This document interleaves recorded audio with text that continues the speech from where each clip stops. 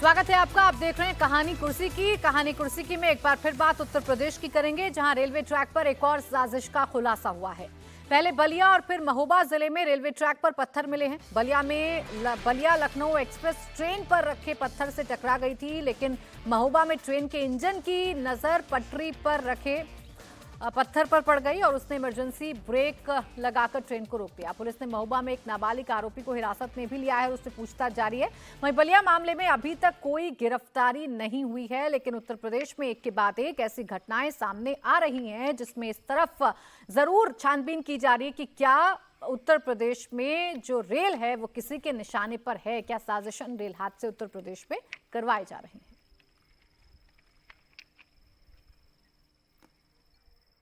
Chhapra Lucknow Chhapra express है 15054। इसके loco pilot ने बकुलाहा और माझी के बीच में रेलवे ट्रैक पे कुछ पत्थर रखा हुआ देखा, जिसके बाद उन्होंने इमरजेंसी ब्रेक लगाकर ट्रेन को रोका। ट्रेन रुकने के बाद जो इंजन के आगे केटल गार्ड लगा होता है उससे पत्थर किनारे हट गया। फिर इन्होंने सेफ्टी प्रोटोकॉल जो होता है उसको देखने के बाद से फिर गाड़ी वहाँ से सेफ्टी सुनिश्चित करने के बाद रवाना की। किसी प्रकार की कोई क्षति नहीं हुई। और ये जो पत्थर रखा हुआ वहाँ पे उन्होंने देखा, उसकी जांच के लिए एक जॉइंट जांच उसकी की जा रही है, जिसमें जॉइंट नोट वगैरह बनाया जाएगा कि कैसे पत्थर वहाँ पे आए और कौन रखा था।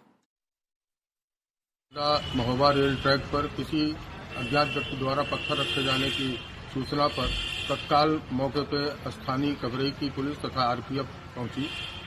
वहां पे पास से ही एक किशोर को पकड़ा गया, जिसने खुद के द्वारा एक पिलर जो रेलवे फेंसिंग के लिए बगल में लगाया गया है उसका टुकड़ा रेल की पट्टी पर रखना स्वीकार किया है। किशोर से हर पहलू पे पूछताछ की जा रही है तथा प्रकरण में सभी आवश्यक वैधानिक कार्रवाइयां की जा रही हैं। तो बलिया और महोबा में दो ऐसी घटनाएं सामने आई हैं, पत्थर ट्रैक पर रखे गए हैं। हालांकि गनीमत ये रही कि कोई हादसा इस पूरे मामले में नहीं हो पाया है। पुलिस अभी छानबीन कर रही है कि आखिर ये साजिश किसने रची थी। क्या इसके पीछे समीर जी नजर आता है, क्योंकि ये सिर्फ दो घटनाएं नहीं, इससे पहले भी कई घटनाएं उत्तर प्रदेश में सामने आ ही चुकी है ना। कभी रेलवे ट्रैक पर आप सिलेंडर रख देते हैं, कभी पेट्रोल बम रख देते हैं, कभी कुछ रख देते हैं। तो क्या साजिशन ये सब कुछ हो रहा है? देखिए, बलिया और महोबा की अकेली घटना नहीं, 2024 लोकसभा चुनाव के बाद से आप देखेंगे 24 से ज़्यादा घटनाएं ऐसी हो चुकी है कि लगातार रेलवे ट्रैक को बाधित करने के लिए कभी लकड़ी का बड़ा सा गट्ठा रखा गया, कभी सीमेंट के बड़े से ब्लॉक लगा दिए गए, कभी गैस सिलेंडर रखा जा रहा है। तो ये बता रहा था कि किस तरीके से एक साजिशन, एक इसके पीछे एक कोई बड़ा एक गिरोह काम कर रहा है कि किस तरीके से देश के अंदर रेलवे ट्रैक को बाधित किया जाए। अब 2.5 करोड़ आदमी डेली ट्रेन के अंदर यात्रा करते हैं, कैसे एक्सीडेंट किया जाए, कैसे जो रेलवे नए नए रिकॉर्ड रोज बना रही, इतनी बेहतरीन ट्रेनें चल रही है, समय से ट्रेनें चल रही है, तो कैसे ट्रेनों को डिरेल किया जाए। और जब लोगों को लग रहा है कि अब जिस तरीके से घटना है वो कर नहीं पा रहे हैं, तो अब ट्रेनों को टारगेट किया जाए। नया तरह का एक आतंकवादी मॉड्यूल है और उसके पीछे मुझे लगता है कि एक सुनियोजित षड्यंत्र है। इसके पीछे कोई विदेशी ताकतें हो सकती है, कोई देश के अंदर ऐसे लोग भी हो सकते हैं जो देश के अंदर एक आतंकवाद की घटना करना चाहते हैं, लेकिन उन्हें शहर के अंदर ऐसा स्पेस नहीं मिल रहा है, तो रेल ट्रैक का बहुत ज़्यादा ध्यान रखा नहीं जाता वहाँ पर, तो अंधेरे में रात को रख दो। और हाँ, आधे घंटे में कोई ना कोई ट्रेन पास होती है, ट्रेन 100, 110, 120 की स्पीड से आज हिंदुस्तान में चल रही है, डिरेल होगी तो कम से कम 100-150 लोग आदमी मरेंगे या नुकसान होगा। तो मुझे लग रहा है रेलवे लगातार इसके लिए जांच कर रही है। एनआईए इसके लिए अब जांच शुरू कर दी है। और इस मामले में अश्विनी वैष्णव का जो बयान आया था कि इसके पीछे साजिशों का से हम इनकार नहीं कर सकते। हम देख रहे हैं जो पैटर्न पूरे देश के अंदर हो रहा है, सिर्फ उत्तर प्रदेश के अंदर नहीं हुआ, आप बंगाल में देखिए इस तरह घटना घटी है। महाराष्ट्र के अंदर घटना घटने के पहले ट्रैक से सीमेंट के ब्लॉक मिले गए थे, आसाम में इस तरह की घटना, दार्जिलिंग में से ब्लॉक मिले गए। तो ये बता रहा है कि पूरे हिंदुस्तान के अंदर किस तरीके से ट्रेनों को डिरेल करने का, दुर्घटना करने का एक मॉडल एस्टेब्लिश किया जा रहा है। मुझे लग रहा है कि केंद्र सरकार इसकी जांच कर रही है, रेलवे जांच कर रही है, लेकिन एक बहुत खतरनाक मॉडल है और एक नए तरह की आतंकवादी की साजिश घटना देने की तैयारी की जा रही है कि रेलवे के माध्यम से लोगों को मारा जाए, रेलवे को डिरेल किया जाए। रेलवे इसके मामले में पूरी जांच कर रही है। हालांकि सरकार ये भी कह रही है कि इतनी बड़ी रेल लाइन है, 16,000 किलोमीटर से ज्यादा, सबकी जांच करना बहुत मुश्किल होता है, लेकिन अब रेलवे की सुरक्षा की जिम्मेदारी सरकार के ऊपर है। सरकार ये कह के तो रह नहीं सकती कि भाई हम सभी ट्रैक की जांच नहीं कर सकते। हालांकि रेलवे प्रशासन अब सतर्क है, सारी ट्रैक जांच हो रही है, सारी ट्रेनों जहां से गुजरती है वहां जांच हो रही है। लेकिन मुझे लग रहा है इसके पीछे कोई बहुत बड़ा एक इंटरनेशनल मॉड्यूल का काम कर रहा है आतंकवादियों का, उसकी दिशा में भी जांच होना चाहिए। वो भी तब जब हर रोज रेल को लेकर, रेल मंत्री को लेकर नए नए नैरेटिव गढ़ने की भी कोशिश की जाती है, नई नई तस्वीरों को सोशल मीडिया पर फ्लोट किया जाता है, देशी बताने की कोशिश की जाती है कि रेल की दिशा में कोई काम नहीं हो पा रहा है, रेल मंत्री कैसे पूरी तरीके से फेल हैं। ऐसे वक्त में जब ये तस्वीरें सामने आएंगी तो पूछा तो जाएगा नहीं षड्यंत्र किसका है।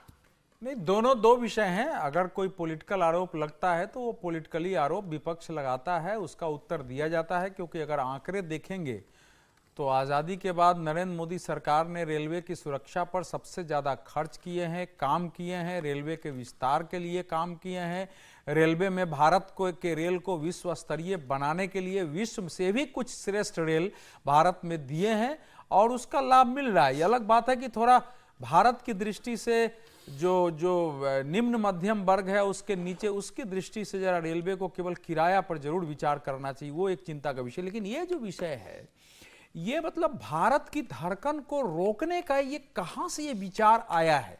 क्योंकि अब तो इसके पीछे एक बड़ी आइडियोलॉजी लगती है, एक विचारधारा है कि भारत में लोगों के अंदर रेलवे से भय पैदा करो, रेलवे को उड़ाकर ज्यादा से ज्यादा क्षति पहुंचाओ। एक ट्रैक पर अगर रेल उड़ता है तो वहां लोगों की मृत्यु होती है, घायल होती है, और फिर उस ट्रैक से मालगाड़ी, यात्री गाड़ी दोनों लंबे लंबे समय तक रुके रहते हैं। अभी मथुरा में हमने देखा, ये 15-20 दिन पहले का विषय है कि 4 दिनों तक लगभग कितने ट्रेनों को दिक्कत पैदा कर दी गई वहां रहने से। और बलिया हो गया, गाजीपुर हो गया, जयनगर हो गया, ये तो 15 दिन में 3 घटनाएं उधर हो गई हैं। ऐसे तो ये ऐसे नहीं हो सकता, अनायास तो नहीं है। उसके बारे में एनआईए के हाथ में केस आया है, एनआईए भी केस टू केस भी देख रही है, सामूहिक रूप से भी देने की कोशिश कर रही है।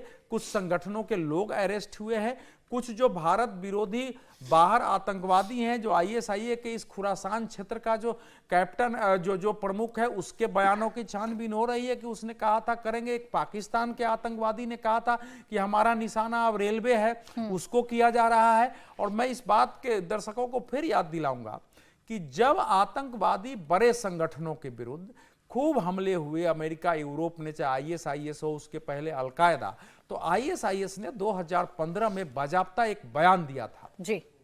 वो बयान ये था कि आप किसी भी तरह हमला करो, उसको लोन वुल्फ अटैक का नाम दिया गया था, एक्सपर्ट ने दिया था कि आपके पास अगर बड़े हथियार नहीं है तो चाकू से हमला कर दो, अगर वो भी नहीं कर सकते हो तो किसी की फसल में आग लगा दो, घर फूंक दो, किसी को छत से धकेल दो, वो भी नहीं कर सकते हो तो थूक फेंक दो चेहरे पर, लेकिन हमले जरूर करो। और उसी तरह के लोन वुल्फ हमले आपको जर्मनी में, बेल्जियम में, ब्रिटेन में और भारत में भी दिखे हैं। तो ज्यादा संभावना इस बात की है कि लोन वुल्फ विचारधारा की तरह कुछ लोगों को ऐसी ट्रेनिंग दे करके, तैयार करके, और ये मॉडल जो है जिसको बोलते हैं कुछ तो षड्यंत्र है, और एक बड़ा षड्यंत्र है जिसका पता लगाना जरूरी है। देखिए, एक तरफ रेलवे की सुरक्षा को लेकर सवाल है तो दूसरी तरफ दिल्ली में कानून व्यवस्था पर आम आदमी पार्टी मुखर हो चुकी है।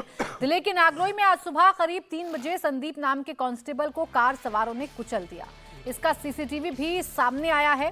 कांस्टेबल ने संदिग्ध कार को रुकने का इशारा किया था, लेकिन कार रोकने की बजाय कार सवारों ने कांस्टेबल को टक्कर मारी और कई मीटर तक घसीटा। कांस्टेबल की मौत हो गई और अब दिल्ली की कानून व्यवस्था को लेकर पॉलिटिक्स भी शुरू हो गई है। केजरीवाल ने सोशल मीडिया एक्स पर पोस्ट करके सीधे गृह मंत्री अमित शाह से सवाल किया है। केजरीवाल ने दावा किया है कि दिल्ली में जंगल राज चल रहा है। वहीं सौरभ भारद्वाज ने कानून व्यवस्था को लेकर दिल्ली के उपराज्यपाल को टारगेट किया है।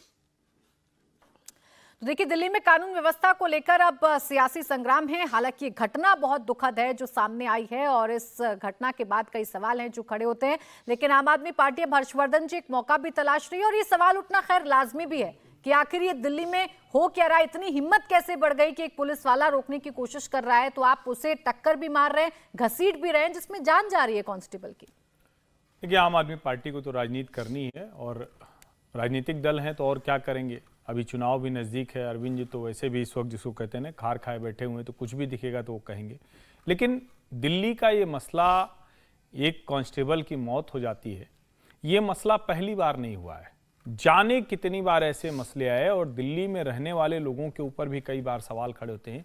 देश का सबसे ज्यादा सड़क पर गुस्सा आता है, वो टक्कर मारते हैं, रोड रेज जिसको कहते हैं, आपस में लड़ते हैं। और जब मैं दिल्ली कह रहा हूं, दिल्ली नहीं, पूरे दिल्ली एनसीआर में आप देखिए, कभी कोई बेसबॉल बैट निकाल कर मार देगा, ट्रैफिक पुलिस रोक रही है, बोनट पर उसको कई किलोमीटर तक घसीटते लेकर चले जाते हैं। देश के दूसरे हिस्सों में भी ये घटनाएं होती हैं, लेकिन दिल्ली में ऐसी घटनाएं जब होती हैं तो चिंता इसलिए भी बढ़ जाती है कि ये सबसे ज्यादा प्रोटेक्टेड एनवायरनमेंट है। यानी सबसे ज्यादा जो पर माइल कह लें, पर पर्सन कह लें, वो पुलिस डिप्लॉयमेंट यही है, सबसे ज्यादा बेहतर स्थिति में यही है। और उसमें जब किसी कांस्टेबल को ऐसे कार सवार कुचलते हुए निकल जाते हैं या टक्कर मारते हैं, बेहद गंभीर मसला है। और ऐसे मामलों में ऐसी कार्रवाई होनी चाहिए जो उदाहरण बने, लोगों को ये समझ में आए कि आप किसी भी स्थिति में हो, लेकिन अगर पुलिस वाले पर या सामान्य व्यक्ति पर भी सड़क पर इस तरह से निशाना साधेंगे, गाड़ी चढ़ा देंगे, तो आपका अंजाम बहुत बुरा होने वाला है, पूरा परिवार उसको भुगतेगा।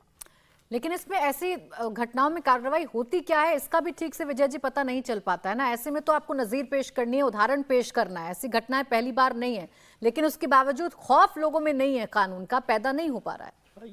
यही सवाल है कानून व्यवस्था का कि आपकी पुलिस का खौफ नहीं है। जबकि ये सही बात है कि दिल्ली में एक तो नंबर ही नहीं, मैं समझता हूँ बेहतर पुलिस है। यदि आप देश के दूसरे हिस्सों में जाएंगे तो यहाँ पर पुलिस का बिहेवियर मच बेटर है और उसकी जो अवेलेबिलिटी भी है वो भी ज्यादा है। लेकिन उसके बाद एक हमारा जो सोशल बिहेवियर है, जिसका हर्ष जी ने जिक्र किया, वो बहुत चिंताजनक है कि दिल्ली में सबसे ज्यादा रोड रेस की घटनाएं हो रही है। पुलिस वालों के साथ तो हो ही रही है, आम आदमी के साथ भी। कि यदि आप कभी कोई गाड़ी को ओवरटेक कर लेंगे या कुछ और बात हो जाएगी या कहीं रुक गई है तो लोग मारपीट के लिए आ जाते हैं। उस सारी व्यवस्था को भी देखना। लेकिन देखिए, आम आदमी पार्टी सवाल को उठा रही है तो कोई गैर वाजिब सवाल नहीं है, बिल्कुल, है ना। और दिल्ली की जो पुलिस व्यवस्था है वो केंद्र सरकार के पास है, एलजी के पास है, तो फिर उनको भी ये जिम्मेदारी देखनी चाहिए कि किस तरह की घटना हुई है। और ये तो अब तो क्या है, दिल्ली में सब जगह सीसीटीवी भी लगे हुए हैं। तो इसकी घटना के बाद ये पुलिस के कांस्टेबल के साथ ऐसा हो जाए और उसके बाद लोग नहीं पकड़ में आए, क्योंकि अब तो बहुत जल्दी सब कुछ पकड़ में आ सकता है आप सीसीटीवी के थ्रू, और उसको कैसे किया जाए। तो खौफ बनाना भी एक जरूरी होता है कानून व्यवस्था के लिए कि आप किस तरह का माहौल बनाते हैं कि लोगों में ये डर पैदा हो। और ये बहुत सारी घटनाएं हो गई है, जब गाड़ी पर घसीट कर ले गए हैं, बोनट पर भी यदि कभी कोई चढ़ गया तो उसको भी आप घसीट कर ले जा रहे हैं। तो सरकार को देखना चाहिए। और जब केंद्र सरकार के पास ये हो, होम मिनिस्टर अमित शाह जैसे लोग हों जो जिनका खौफ तो मेरे ख्याल से बहुत ज्यादा है वैसे अपने आप में, तो उनकी पुलिस का खौफ भी बना रहे और वो आम आदमी पर नहीं, जो लोग ये कर रहे हैं उनके खिलाफ बने, उससे थोड़ा सा माहौल सुधरेगा। ठीक है, देखिए, इस पर आम आदमी पार्टी पूरी तरीके से मुखर है और सवाल भी पूछ रही है कि आप इस पर कार्रवाई कब करेंगे, कब ऐसी घटनाओं को रोकेंगे और कब दिल्ली की कानून व्यवस्था दुरुस्त हो जाएगी। तो एक तरफ दिल्ली में आम आदमी पार्टी कानून को लेकर सरकार पर हमलावर है, तो दूसरी तरफ तमिलनाडु की एक खबर चर्चाओं का विषय है, जहां परिवारवाद की एक नई परिभाषा लिखी जा रही है। अब से करीब 1 घंटे बाद उदयनिधि स्टालिन तमिलनाडु के डिप्टी सीएम पद की शपथ लेने जा रहे हैं। उदयनिधि के पिता ए.के. स्टालिन तमिलनाडु के सीएम हैं। उदयनिधि अपने पिता की कैबिनेट में युवा कल्याण और खेल विकास मंत्री हैं। अब उन्हें एक और मंत्रालय देकर डिप्टी सीएम के पद पर प्रमोट किया जा रहा है। तमिलनाडु कैबिनेट में आज 4 और मंत्री शपथ ले रहे हैं, लेकिन पूरा फोकस उदयनिधि पर है, जिन्होंने लोकसभा चुनाव के पहले सनातन धर्म की तुलना डेंगू और मलेरिया से की थी। अब उनका प्रमोशन हो रहा है, उन्हें डिप्टी सीएम बनाया जा रहा है। कुछ ही देर में वो शपथ भी लेंगे। अब इससे बड़ा परिवारवाद का एग्जाम्पल या परफेक्ट एग्जाम्पल समीर जी कुछ और हो सकता है? देखिए, होना ही था, आज नहीं तो कल होना ही था। जिस तरीका वो राजनीतिक दल है, मतलब तमिलनाडु के अंदर हो, तो वो ये होना ही था कि उनका बेटा ही उनकी सत्ता संभालने वाले होंगे। लेकिन जिस तरीके से हुआ है, और अभी सिर्फ उनको नहीं किया, उनके साथ सेंथिल बालाजी जो करप्शन केस में जेल चले गए थे, उन्हें फिर से मंत्री बना दिया गया है। और उनके बेटे तो वैसे चर्चा में आ गए थे, सिर्फ वो मुख्यमंत्री बन गए हैं, इसके कारण वो चर्चा में नहीं आए। जिस तरीके से उन्होंने सनातन धर्म को डेंगू मलेरिया कहा था, उसके कारण वो चर्चा में आ गए थे। तो उसके बाद से वो पूरे देश के अंदर एक कुख्यात हो चुके थे। अब पिता को लगा कि बेटा ने सही राह पकड़ी हुई है, बेटा मेरा राजनीति पूरी हो गई है, तो खेल मंत्री थे, अब उन्हें उप मुख्यमंत्री बना दिया गया है। और यह तय है कि आने वाले दिनों में वो पार्टी की कमान संभालेंगे। हालांकि युवा विंग की कमान उन्हीं के पास थी, चुनाव प्रचार अभियान विधानसभा का उन्हीं के नेतृत्व में हुआ था। और कहा भी जा रहा था कि पिता के बड़े राजनीतिक जो निर्णय होते हैं वो उदयनिधि ले रहे थे, और स्टर्लिंग काफी मामलों पर अपने बेटे के ऊपर निर्भर राजनीतिक रूप से हो चुके थे। तो मुझे लग रहा है कि उन्हें राजनीतिक रूप तैयार किया जा रहा है। हो सकता है अगले विधानसभा चुनाव में तमिलनाडु में स्टर्लिंग घोषणा कर दे कि आने वाले दिनों में मेरे बेटे मुख्यमंत्री होंगे अगर सरकार लौटती है। तो मुझे लग रहा है कि परिवारवाद जिस तरीके से रहा कि पहले करुणानिधि रहे, फिर स्टर्लिंग रहे, अब उदयनिधि आ गए, तो उदयनिधि कहता है कि बनना था। अब वो भविष्य की राजनीति देखते हैं कि वो कैसे इस राजनीतिक दल को अपने पिता की जो दादा की बनाई हुई पार्टी है उसे नए सिरे पर लेके जाते हैं, या फिर वापस कोई कंट्रोवर्शियल बयान देकर उसमें उलझते हैं, देखना होगा। अब देखिए, रीजनल पार्टीज की तो हालत यही है, देश भर की सारी रीजनल पार्टीज मोटे तौर पर परिवारवाद के साथ चल रही है। वो डीएमके हो या यहाँ पर समाजवादी पार्टी हो, अकाली दल हो, टीएमसी हो, सभी पार्टीज की हालत ये है। लेकिन मुझे नहीं लग रहा था कि अभी जो स्टालिन साहब हैं वो रिटायरमेंट के लिए तैयारी जल्दी कर रहे हैं, शायद कुछ ज़्यादा जल्दी कर रहे हैं। ये तो साफ ही है कि वो उनको डोर सौंपना चाहते हैं, उदयनिधि के साथ काम करना चाहते हैं, लेकिन उप मुख्यमंत्री बनाकर उन्होंने साफ कर दिया कि अब वो अपने रिटायरमेंट की तैयारी कर रहे हैं और आगे जो है उनका बेटा ही इसको संभालेगा। नहीं, मुझे तो समझ में नहीं आता कि जरूरत क्या है बेवजह का।